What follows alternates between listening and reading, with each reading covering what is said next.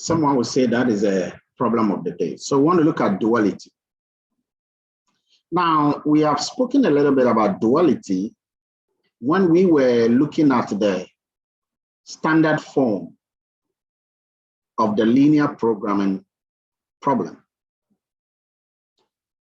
But I wanted to get some few things, the basics right.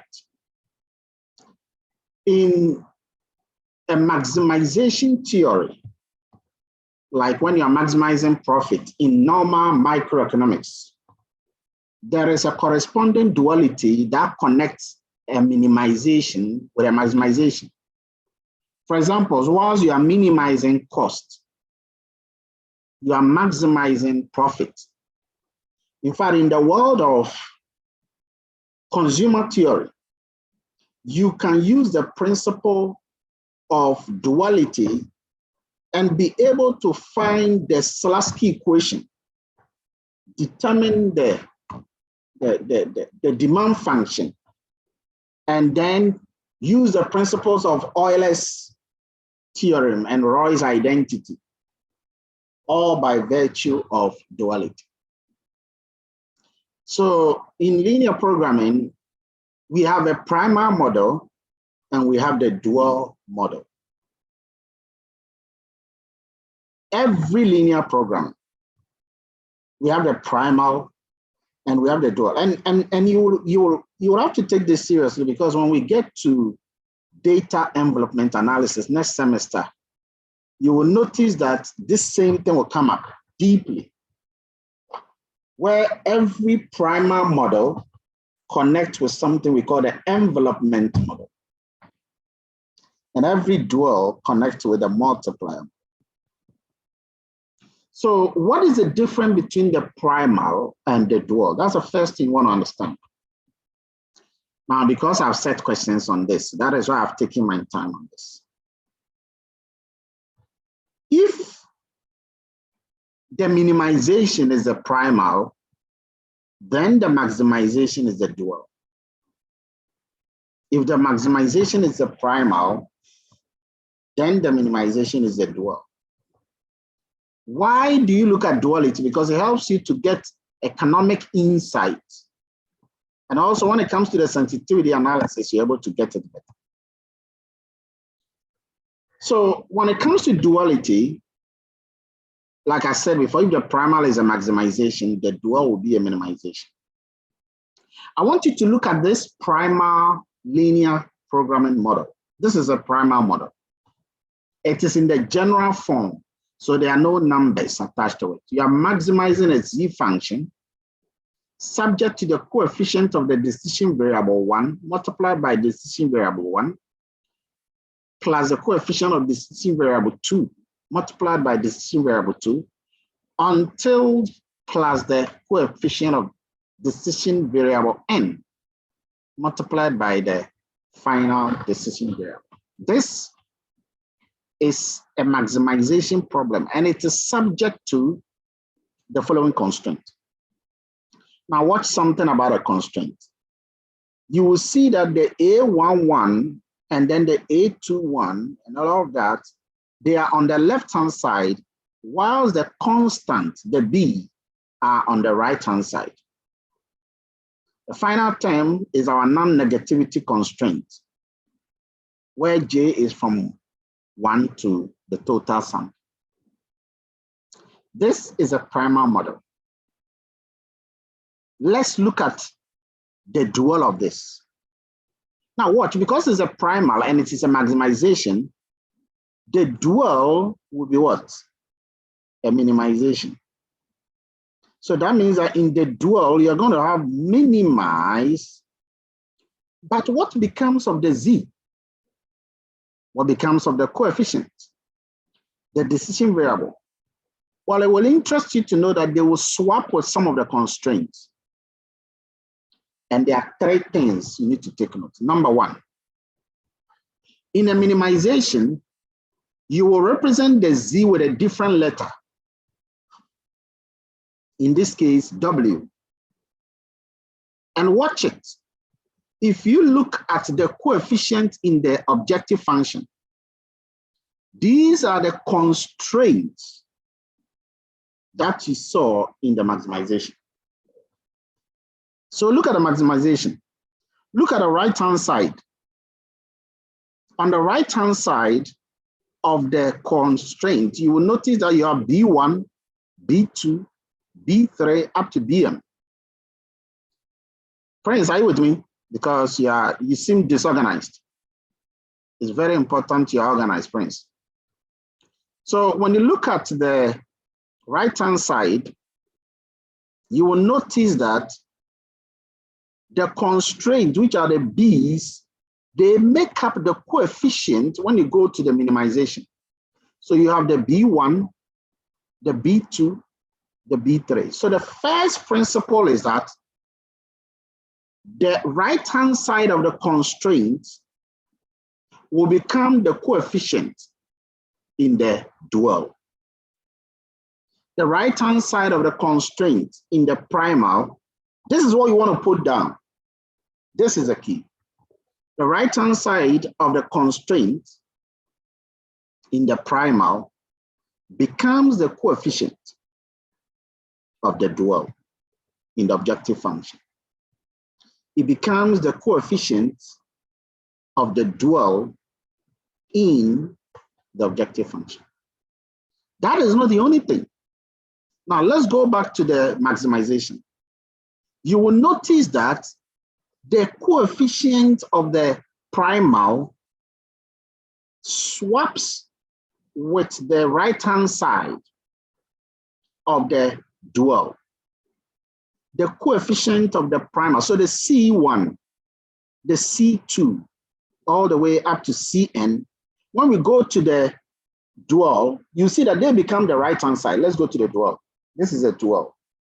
Now look at the dual. You see that the right-hand side are the coefficients. So the principle is that the coefficient of the primal swaps with the constraint of the dual. The coefficient of the primal swaps with a constraint of the dual.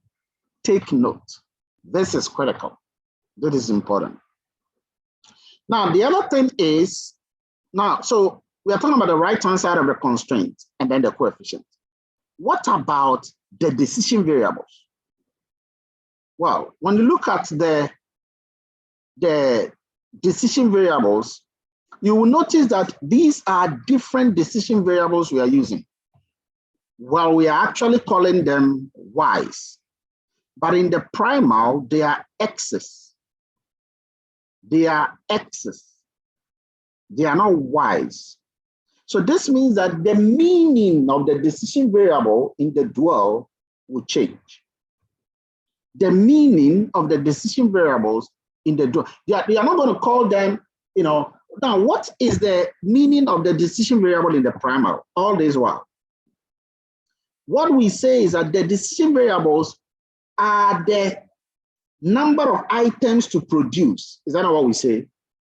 The x's are the number of blah, blah, blah that you produce, or the number of, items you want to invest in, or something related to number of something you are buying, something you are producing, something you are doing something with.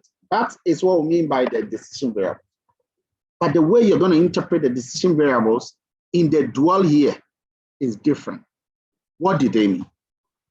That's different. So let's take them one by one and then try and get to the sense of each one. So the first point, a minimization problem like the one you saw before, the dual one, the one here. It has all the greater than constraints. And you will see that in a maximization, the constraints were less or equal to. In a minimization, they are greater than constraints. And all the variables, the non-negative, are called normal minimization problem. Now, you may have learned this during the simplex algorithm that we went through. If the primal is a normal minimization, then the dual will be a normal maximization. And we have already indicated that the tabular method for finding the dual makes it clear that the ith constraint corresponds to the ith primal. So they must match. Again, some of these things might sound a little bit Hebrew to you. So when we go through the examples, you get it. Let's take the example that we know of. Do you remember the Farm Law Ghana Limited?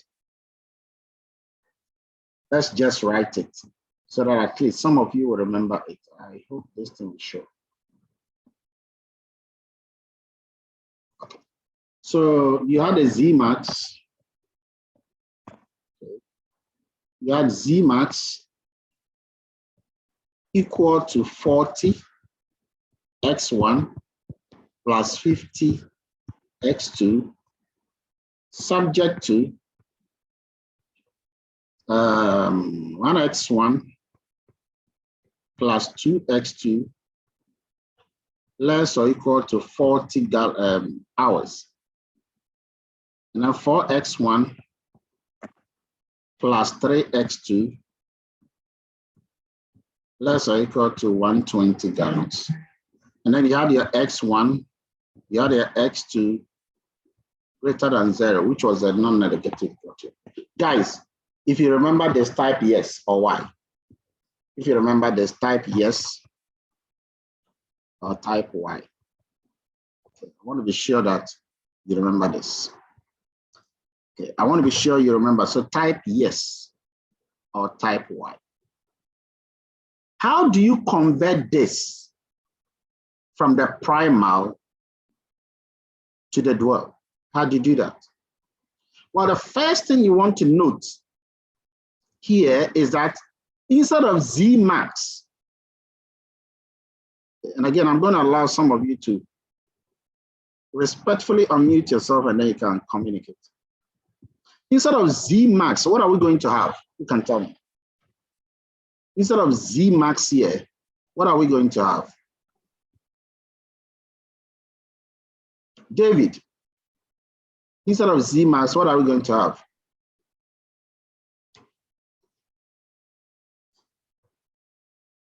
Prince, instead of Z max. We're going to have a Z min. Okay, so I told you that use a different letter. Don't use the same Z, because when you use the same Z, you kill the principle that we are talking about. So what you have to have is something like a W min. Okay, a W min. And then we said that the objective function coefficient is going to swap with the right-hand side of the constraint. The objective coefficient will swap with the right-hand side of the constraint. And so what are we going to have? You're going to have on the right-hand side, the first value you have there is what? Is 40. And the second value you have there is what?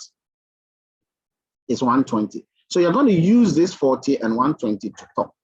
So that means you're going to have 40 Y1, okay? You're picking these values,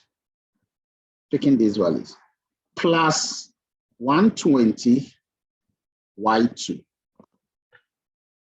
So that is how the minimization, the objective function of the minimization is going to be 40 Y1. And you can see that we are not using X's here, we are using Y, because we want to distinguish the decision variable from the original decision variable we know. That is the first thing, the swapping. Number two, and listen carefully here because here is tricky. The second point here is that the constraints are going to be in the form of vertical here. Okay, vertical there instead of horizontal. I want to repeat that. The constraint, you are picking them vertically. So the constraints are not going to be for labor, which is horizontal like that. Labor is horizontal, and then milk is horizontal. But you are rather going to pick them vertically. And so the constraints are going to be for, if you pick this thing vertically, the first one, vertical one, is going to be for the yogo. And the second one is going to be for the choco.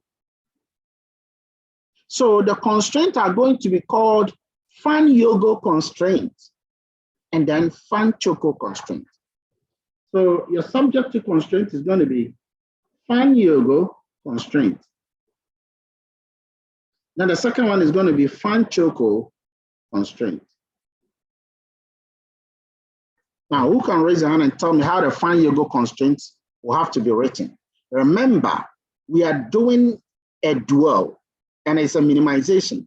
And so the less than or equal to will change to greater than or equal to. The less than or equal to will change to greater than or equal to. And we are using the vertical movement. So fan yogo constraint means you are taking this x1 and then the 4x1. So you're going to have x1, sorry, y. In this case, you are changing the names to y. So you're going to have y1 plus 4y1.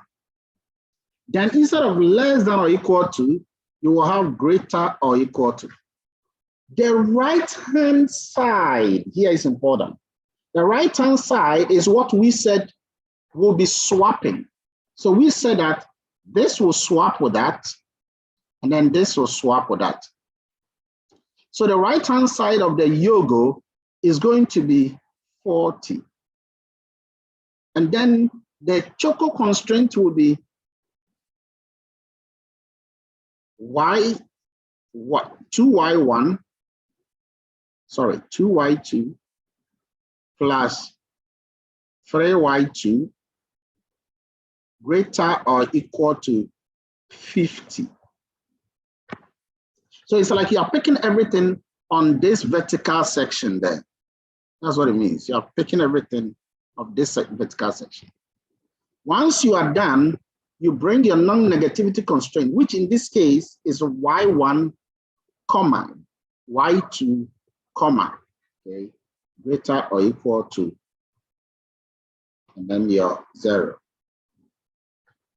So this is how you're supposed to write the dual of the original primal. Guys, you got to master how to convert the dual, the primal to the dual, and then of course the dual to the primal. You got to master it. You got to master it. You got to master. Number one, step number one. Yes, Christopher, I'll ask your question. Doc, please, I would be grateful if you'd go over again. Which part should I go over? Because I was asking you questions whilst I was going through. And it is important that you let me, you ask the question when I ask you, do you get it? So which part should I go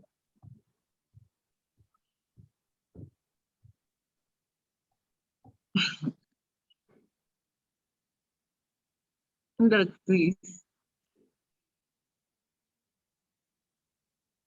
Anyway, just get my summary I'm about to give. It will help you to get a picture. So the summary is this, that the first one is that, and I told you to write it if you were, you see, sometimes on Zoom, I'm not able to monitor you whether you are seriously listening to me or not. But as far as you are concerned, you are listening, but then I wouldn't judge because I wouldn't know, and I'm not seeing you to prove that you are not listening to me. And in fact, many of you were not paying attention when I started. Those I could see their videos. So the first point I said is that the right-hand side of the constraint will swap with the coefficient of the objective function. You write that down. Write that down. Write that down. You did not write that down. Write that down. Okay. The right-hand side of the constraint will swap with the coefficient of the objective. Yes, Prince, you have a question. Yeah, I don't know if it's a mistake, but we have to change the variable, the relation we did with the constraint. It's supposed to be y1 plus 4y2. And then 2y1 plus 3y2. Oh, yeah. It's true. Thank you.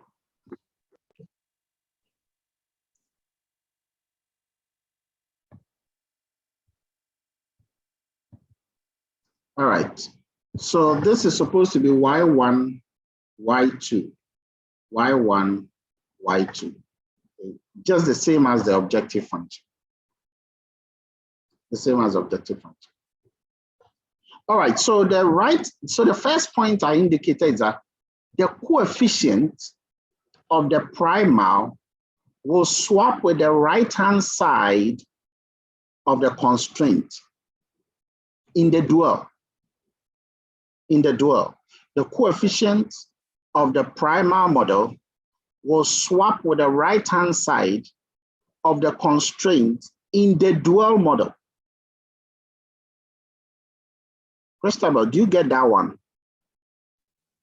Yes, please. Okay, let's go to the second point. The second point is that the inequality sign, the less than inequality sign in the constraint will change to a greater than inequality sign in the constraint in the dual. In the dual. And then the third point is that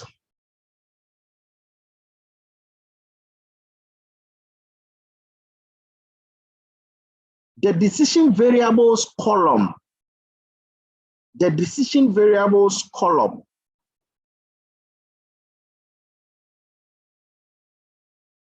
will be transposed.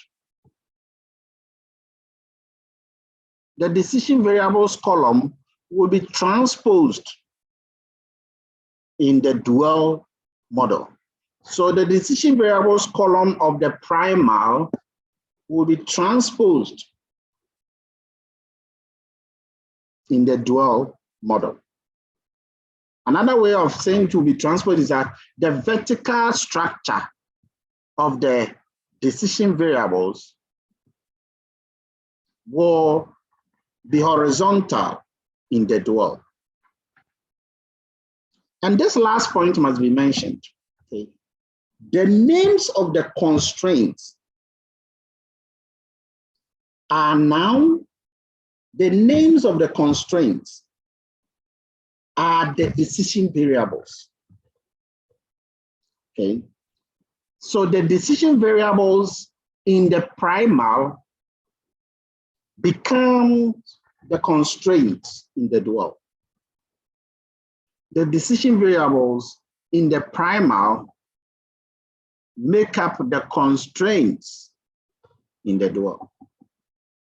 So if the primal, the names of the decision variables were amount invested, these become the names in the constraints.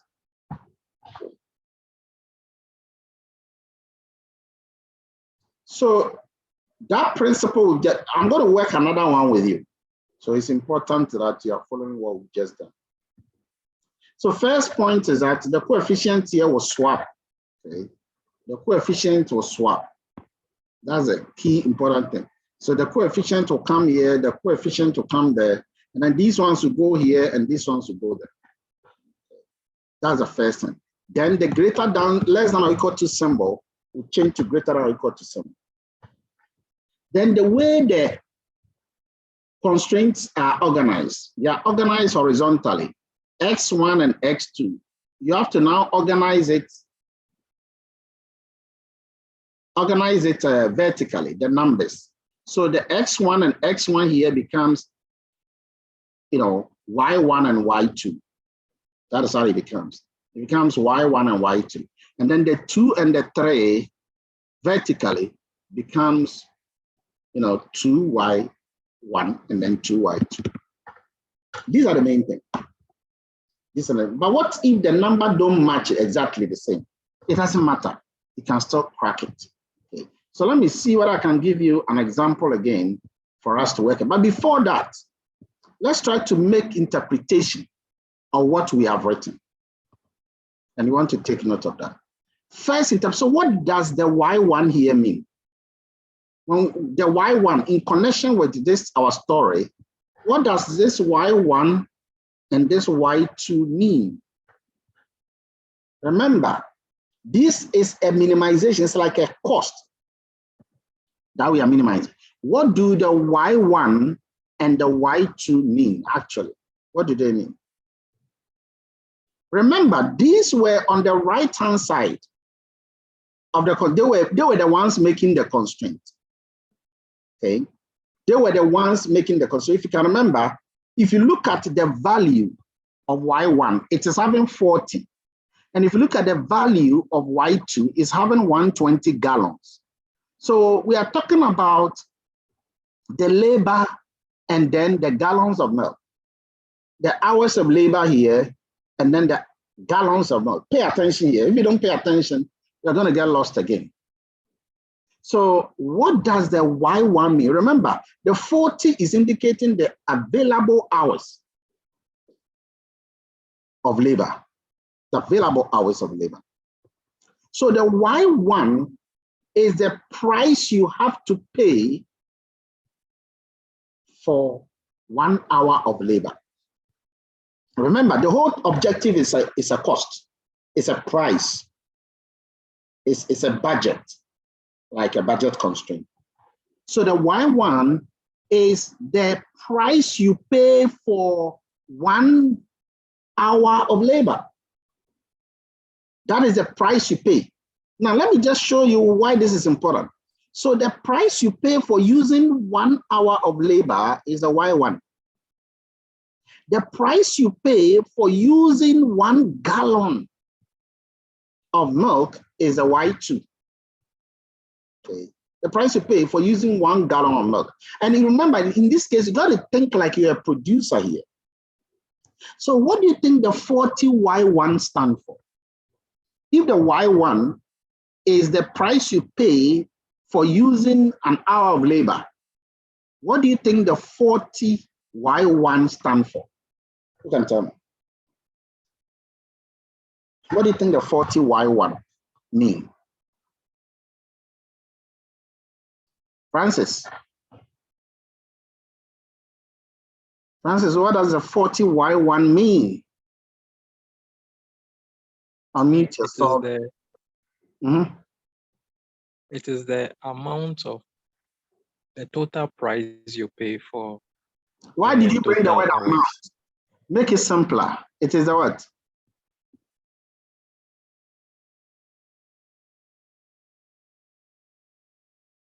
Are you there?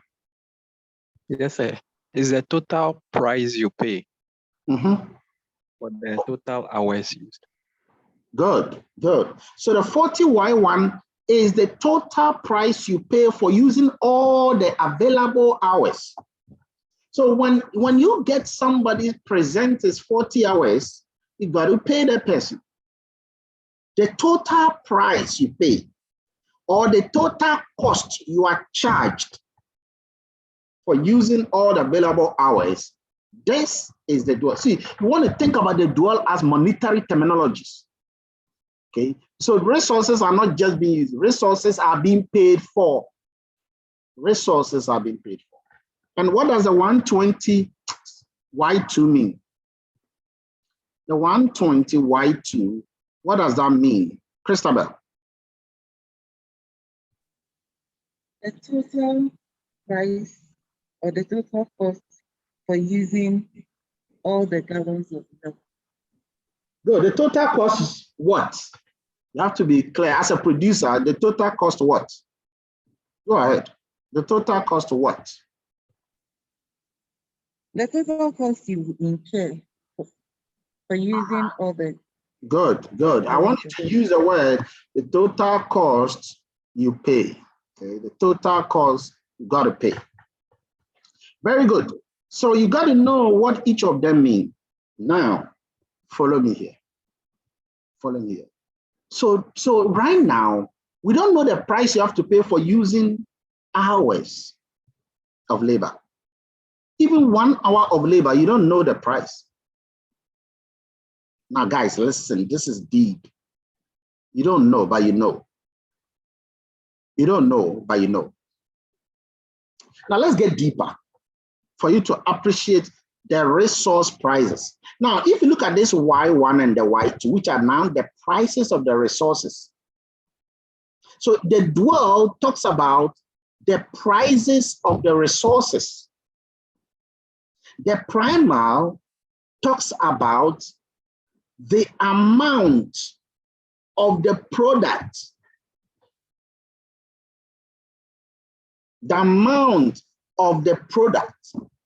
whereas the dual is talking about the prices of the resources. It's very important. You cannot produce the quantity number of product unless you have the available resources, but those resources have to be paid for. And you got to know the price on them. So what does the W itself mean? The 40Y1 plus the 120Y2, what does that mean? That whole thing, the 40Y1 plus the 120Y2, what does that whole thing mean? What does it mean?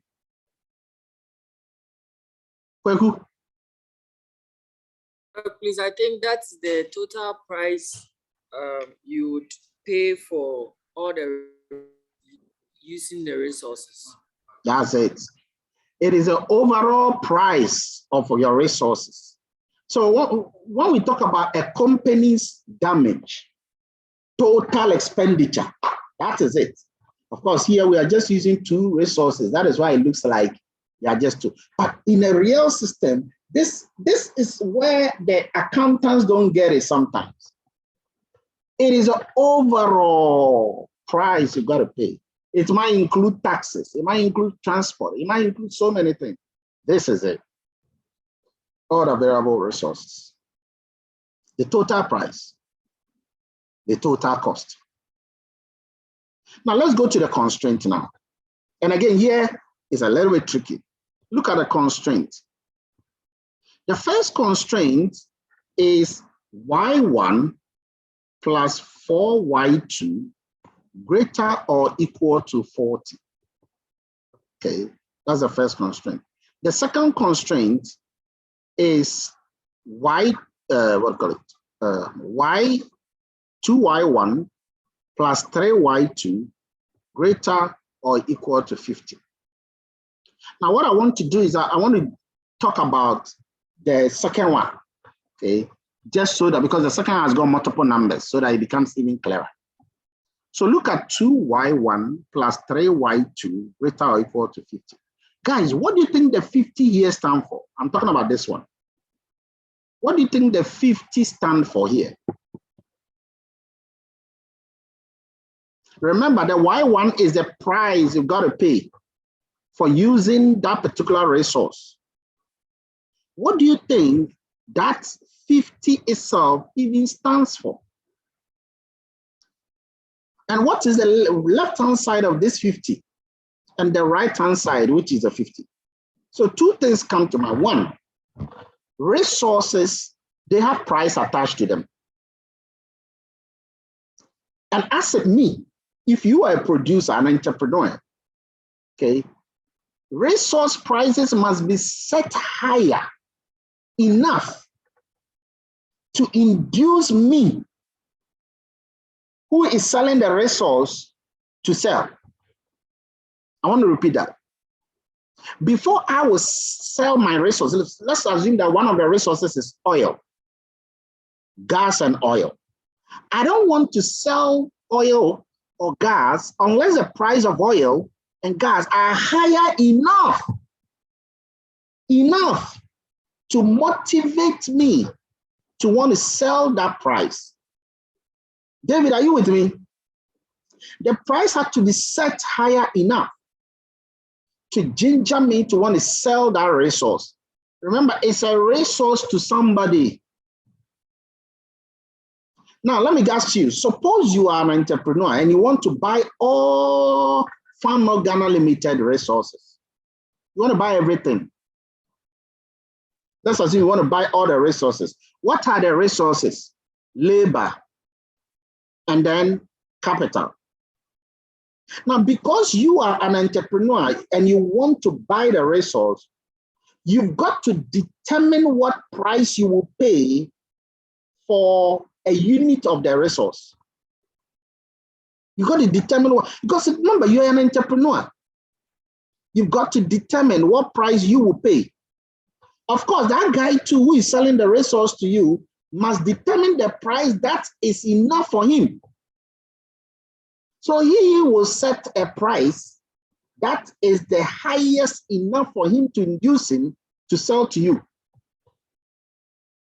Now, let's take the price of the 50. The entrepreneur who is selling the resource. So let's say that the 50 here is talking about the gallons of milk, right? Was it talking about the gallons of milk? Let me see. The 50 here is talking about the right-hand side of the value, the 50 here.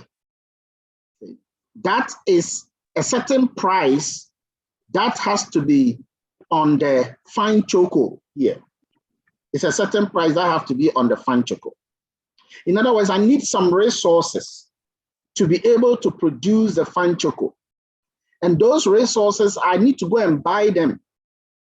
And those resources are labor and gallons of milk. Okay, so I need to go and buy those resources. Now, somebody is selling it, and that somebody is called an entrepreneur.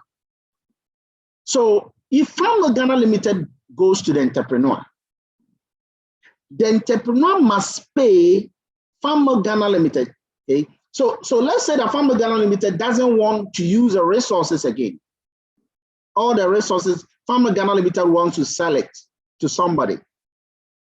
The entrepreneur must pay Farmer Ghana Limited the lowest amount of 50. That is the price of fine choco. Okay, so if Farmer Ghana Limited wants to sell the resource, Farmer Ghana Limited will tell the entrepreneur, please, I want you to pay me no less than 50 cedis. In order to get those two combinations of resources, and I'm talking about the 2 hours of the labor and then the 3 gallons of milk. You want to get it. You want to get 2 hours of labor. You want to get 3 gallons of milk. Okay, good. You need to pay me no less than 50 cedis for me to be willing to part that 2 hours of labor and 3 gallons of milk to you. Because you see, the Farmer Ghana Limited could, if he wants, the company can use these resources to produce a sachet of fine choco that will now be sold for what? 50, isn't it? They can use those resources. So they don't want you to pay them less if you want to buy those resources.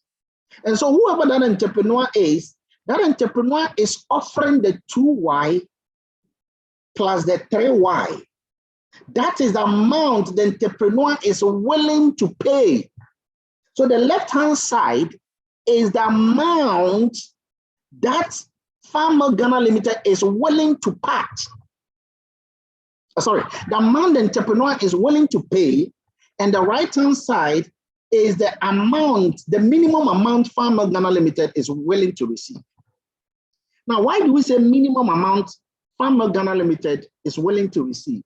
It's the minimum amount because you can see that it is greater or equal to. And so if it is greater or equal to, it means that if he pays him more, 55, 60, 70, 80, oh, great. The company will be happy with it. But the minimum amount Farmer Ghana Limited is willing to collect is the 50. Because he could sell those resources and he could use those resources to rather produce fine choco and get the same thing anyway. That is the minimum. That is the minimum. So the 2Y plus 3Y, okay, is the entrepreneur's offer to Farmer Ghana Limited for actually taking those resources. So he must choose Y1, that's the Farmer Ghana Limited, must choose Y1 and Y2 to satisfy that constraint. Because the money could have been used, or the resources could be used to produce fine choco to actually make the same amount of money. Do you guys get that constraint? Before I go to even the first constraint. So that's the second constraint. So what do you think the first constraint stands for? The 40. the 40, the at least 40 Ghana cedis. What does that mean? The 40 Ghana cedis here means that at least 40 cedis, which happens to be the price of fine yogo, don't forget. 40 cedis must be paid for the resources used to produce the fine yogo. At least 40 cedis must be paid.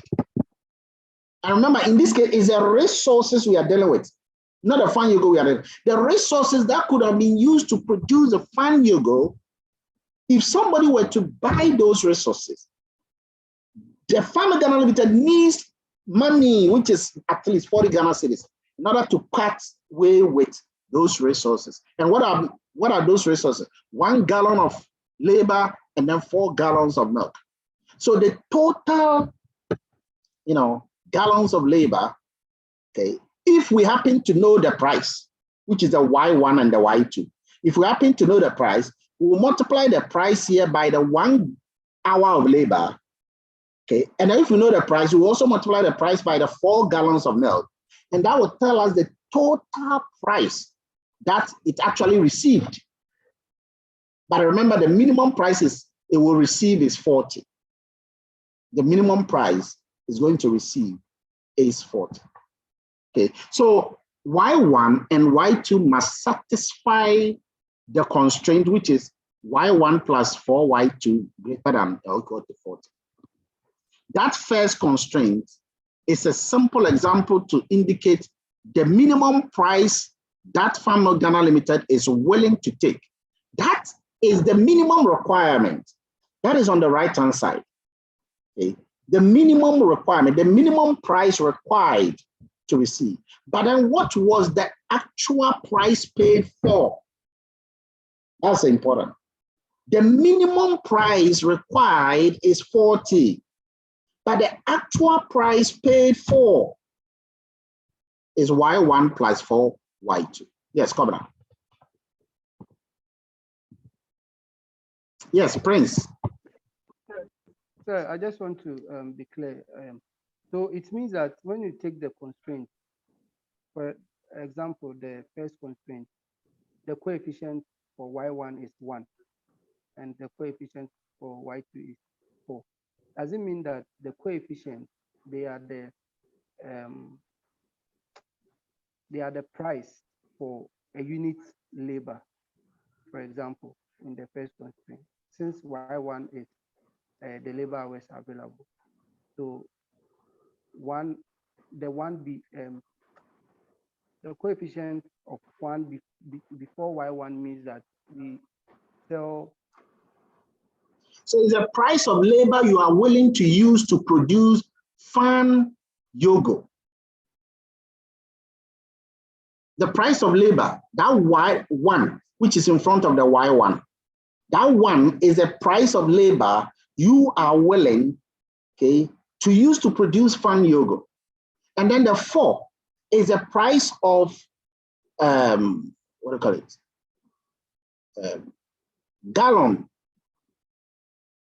okay, that you are willing to use to produce fine choco. Yeah, well understood. All right. Thank you. So guys, it's important, like I said before, these things are a little bit tricky, but it's important to get it. So let's get the general point. The general point is this. Anytime you're looking for the solution to this duality problem, okay, it will give you prices. And these prices, listen carefully, these prices are, and listen very important, this is important, these prices happen to be the shadow prices. So what you are looking for, your Y1 is actually the price you pay for labor. Your Y2 is the price you pay for milk, okay? And these prices are what is known as the shadow prices, okay? Those are the shadow prices that you got to deal with. So we are talking about the shadow price for labor and the shadow price for gallons of milk. So if you can remember the value of the shadow price, do you remember the value of the shadow price? That becomes the Y1 and the Y2 in this context. Of course, if you go and solve this thing in the Excel, you see the value. Okay. Now, ladies and gentlemen, at this stage, I'm going to share something with you. What I want you to do is to write the dual for me. Okay. Write the dual. It is a maximization primal model, 60x1 plus 30x2 plus 20x3. And then you have these constraints. You are going to convert this primal model to a dual. Can you do that quickly for me? And when you are done with that, you raise your hand. Convert the primal model to a dual model for me. So since your answer is ready, you're going to mention it, and then I'll write it for everybody to see. So let's start. Start saying it and I write. So W mean equals